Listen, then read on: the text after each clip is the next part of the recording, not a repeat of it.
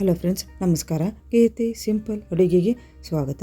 ಇವತ್ತು ನಾನು ದಿಢೀರ್ ಹೀರೆಕಾಯಿ ಗ್ರೇವಿಯನ್ನು ಮಾಡೋದನ್ನು ತೋರಿಸ್ತೇನೆ ನೋಡಿರಿ. ಹೀರೆಕಾಯಿ ಎಣ್ಗಾಯಿನೂ ಕೂಡ ಇದಕ್ಕೆ ಅನ್ಬೋದು ರೀ. ಹೀರೆಕಾಯಿ ಎಣ್ಗಾಯಿ ಯಾವ ರೀತಿ ಮಾಡ್ಬೋದು ಮತ್ತು ಗ್ರೇವಿ ಟೈಪ್ ನಾನು ಇವತ್ತು ಅದನ್ನ ರೆಡಿ ಮಾಡಿ ತೋರಿಸ್ತೇನೆ ನೋಡಿರಿ. ಈಗ ಒಂದು 1/4 kg ಹೀರೆಕಾಯಿನ ತೊಗೊಂಡು ಮೇಲಿನ ಸಿಪ್ಪೆಯನ್ನು ಕ್ಲೀನಾಗಿ ಇದನ್ನ ತೊಗೊಂಡು ಈ ರೀತಿ ಪ್ಲಸ್ ಆಕಾರದಾಗ ನಾನು ಕಟ್ ಮಾಡಿಕೊಂಡು ರೆಡಿ ಮಾಡಿಕೊಂಡು ಇಟ್ಕೊಂಡೆ ನೋಡಿರಿ. ಇದೇ ರೀತಿ ಈ ತೋರ್ಸಾಕೊಂತೇನಲ್ಲ, ಇದೇ ರೀತಿ ಮೇಲಿನ ಸಿಪ್ಪೆ ತೊಗೊಂಡು ಇದನ್ನು ನೀಟಾಗಿ ಇಟ್ಟಿಟ್ಟು ಸಣ್ಣ ಸಣ್ಣ ಹೋಳು ಮಾಡಿಕೊಂಡು ಪ್ಲಸ್ ಆಕಾರದಾಗ ನಾವು ಕಟ್ ಮಾಡಿಕೊಂಡು ರೆಡಿ ಮಾಡಿಕೊಂಡು ಇಟ್ಕೋಬೇಕಾಗತ್ತೆ ರೀ ಹೀರೆಕಾಯಿನ. ಈಗ ಎಣ್ಗಾಯಿ ಯಾವ ರೀತಿ ಮಾಡ್ಬೋದು ಅಂತ ನಾನು ತೋರಿಸ್ಕೊಡ್ತೇನೆ ನೋಡಿರಿ. ಒಂದು ಬಾಡಿಗೆ ಇಟ್ಕೊಂಡು ಮೊದ್ಲೇಕ ಇವೇನೇ ಕಟ್ ಮಾಡಿ ಇಟ್ಕೊಂಡಿದ್ದಲ್ಲ ಹೀರೆಕಾಯಿನ ಮೊದ್ಲೇಕ ಹುರಿದು ತೊಗೊಂಡ್ಬಿಡ್ಬೇಕು ರೀ ನಾವು. ಈಗ ಹೀರೆಕಾಯಿನ ನಾನು ಬಾಡಿಗೆ ಒಳಗೆ ಹಾಕೊಂಡು ನೋಡಿರಿ.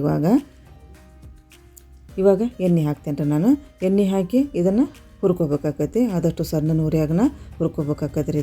ಇದು ಸ್ಟೀಲಿನ ಪಾತ್ರೆ ಆಗುತ್ತಂದ್ರೆ ಸ್ವಲ್ಪ ಕಪ್ಪಾಗೋದು ಇರ್ತೈತೆ ರೀ. ಇವಾಗ ನೋಡಿರಿ, ಈಗ ಇಷ್ಟ ಹುರ್ಕೊಂಬಿಡ್ಬೇಕು. ನಾನು ತೋರ್ಸಾಕೊಂತಾರೆ ಮೇಲೆ ಕಪ್ಪು ಐತಲ್ಲ ಅಷ್ಟು ಹುರ್ಕೊಂಬಿಟ್ರೆ ಸಾಕಿದ್ನ 1 ನಿಮಿಷ ಇದನ್ನ ಹುರ್ಕೊಂಡು ತೊಗೊಂಬಿಡ್ಬೇಕು ರೀ ಒಂದು ತಾಟಿಗೆ. ಈಗ ಅದು ಬಾಳ್ಗೆ ಒಳಗೆ ಎಣ್ಣೆ ಹಾಕ್ಕೋಬೇಕು ರೀ. 1 2 ಇಂದ 3 ಚಮಚ ಎಣ್ಣೆ ಹಾಕ್ಕೊಂಡು ನೋಡಿರಿ. ಸ್ವಲ್ಪ ಎಣ್ಣೆ ಕಾದ ನಂತರ ಒಂದು ಅರ್ಧ ಚಮಚೆ ಸಾಸಿವೆ, ಒಂದು ಅರ್ಧ ಚಮಚೆ ಜೀರಿಗೆ ಹಾಕ್ಕೊಂಡು ಸಾಸಿವೆ ಮತ್ತು ಜೀರಿಗೆ ಚಟಪಟ ಅಂತ ಸಿಡಿದ ಮೇಲೆ ಒಂದು ಹೆಸರು ಕರಿಬೇವನ್ನು ಕೂಡ ಹಾಕ್ಕೊಂಡು ಅದು ಕೂಡ ಎಣ್ಣೆ ಒಳಗೆ ಚಲೋ ತಂಗ ಫ್ರೈ ಆಯ್ತು ನೋಡಿರಿ. ಅದಾದ ನಂತರ ಒಂದು 4 ಹಸಿಮೆಣಸಿನ್ಕಾಯಿನ ಈ ರೀತಿ ನೋಡಿರಿ ಉದ್ದಕ್ಕೆ ಹೆಚ್ಚಿ ಹಾಕ್ಕೊಂಡೀನಿ. ನೀವು ಪೇಸ್ಟ್ ಕೂಡ ಹಾಕ್ಕೋಬೋದು. ಹಸಿಮೆಣಸಿನ್ಕಾಯಿನ ಮಿಕ್ಸಿ ಒಳಗೆ ಪೇಸ್ಟ್ ಮಾಡಿ ಕೂಡ ಹಾಕ್ಕೋಬೋದು. ನಾ ಇಲ್ಲಿ ಉದ್ದಕ್ಕೆ ಹೆಚ್ಚಿ ಹಾಕ್ಕೊಂಡು ಆಮೇಲೆ ಒಂದು ದೊಡ್ಡ ಗದ್ದದ ಉಳ್ಳಾಗಡ್ಡಿನ ಈ ರೀತಿ ಕಟ್ ಮಾಡ್ಕೊಂಡಿದ್ದು ನೋಡಿ. ಸ್ವಲ್ಪ ದೊಡ್ಡವಾಗಿ ಕಟ್ ಮಾಡ್ಕೊಂಡೇನಿ, ಅದನ್ನ ಹಾಕ್ಕೊಂಡು ಅದಾದ ನಂತರ ಉಪ್ಪು ಹಾಕ್ಕೊಂಡೆ ರುಚಿ ತಕ್ಕಷ್ಟು. ಇವಾಗ ಒಂದು ಎಸಳು ಬೆಳ್ಳುಳ್ಳಿನೂ ಕೂಡ ಹಾಕ್ಕೊಂಡು ನೋಡ್ರಿ. ಈಗ ಅದಾದ ನಂತರ ಒಂದು ಟೊಮೆಟೊನನ್ನು ಹಾಕ್ಕೊಂಡು ನೋಡ್ರಿ. ಇವಾಗ ಅದನ್ನು ಕೂಡ ಟೊಮೆಟೊನ ಹಾಕೊಂಡ್ಮೇಲೆ ಈಗ ಚಲೋ ತಂಗ ಉಳ್ಳಾಗಡ್ಡಿ ಮತ್ತು ಟೊಮೆಟೊನು ಚಲೋ ತಂಗ ಸಾಫ್ಟ್ ಆಗ್ಬೇಕದು.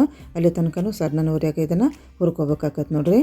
ಇವಾಗ ನಾನು ಹೀರೆಕಾಯ್ದು ಮೇಲೆ ಸಿಪ್ಪಿಯನ್ನು ನಾವು ಕಟ್ ಮಾಡ್ಕೊಂಡಿರ್ತೇವಲ್ಲ ಅದು ನೋಡ್ರಿ. ಇದು ಇವಾಗ ಹೆರ್ಜಿರ್ತೇವಲ್ಲ ಆ ಹೆರ್ಜಂತದ ಸಿಪ್ಪೆ ಇದು ಮೇಲಿನ ಸಿಪ್ಪೆ ಅದನ್ನು ಕೂಡ ಇದನ್ನ ವೇಸ್ಟ್ ಮಾಡೋ ಬದಲಿನ ಇದೇ ರೀತಿ ಎಣ್ಣೆ ಒಳಗೆ ಫ್ರೈ ಮಾಡಿಕೊಂಡು ಗ್ರೇವಿ ಮಾಡ್ಕೊಂಡ್ಬಿಟ್ರೆ ರುಚಿ ಆಕೈತ್ರಿ ಅದು. ಮತ್ತು ಹೆಲ್ದಿನೂ ಕೂಡ ಆಕೈತೆ ಅದು ಪಲ್ಯ.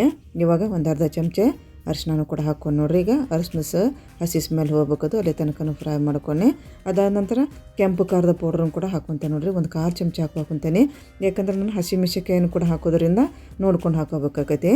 ಇವಾಗ ಒಂದು ಅರ್ಧ ಚಮಚ ಗರಂ ಮಸಾಲನೂ ಕೂಡ ಹಾಕ್ಕೊಂಡು ನೋಡ್ರಿ. ಈಗ ಒಂದು ಅರ್ಧ ಚಮಚ ಗರಂ ಮಸಾಲ ಹಾಕ್ಕೊಂಡು ಅದಾದ ನಂತರ ಫ್ರೈ ಮಾಡಿಕೊಂಡು ಈಗ ನಾವು ಮೊದಲ ಹುರ್ಕೊಂಡು ರೆಡಿ ಮಾಡ್ಕೊಂಡು ಇಟ್ಕೊಂಡಿದ್ದೀವಲ್ಲ ಹೀರೆಕಾಯಿನ ಅದನ್ನು ಕೂಡ ಇದೇ ಮಸಾಲ ಒಳಗೆ ಒಂದು ಮಿಕ್ಸ್ ಮಾಡ್ಕೊಂಡ್ಬಿಡ್ಬೇಕು ರೀ ಸ್ವಲ್ಪ.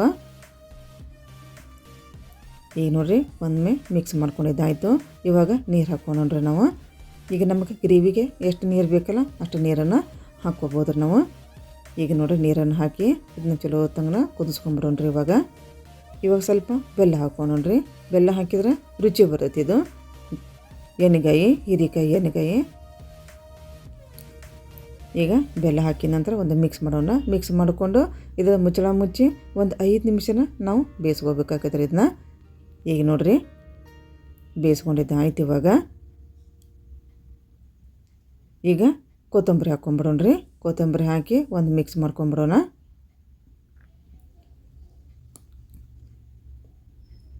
ಇವಾಗ ಗುರಳ್ ಪೌಡ್ರ್ ಹಾಕ್ಕೊಂಡ್ರಿ.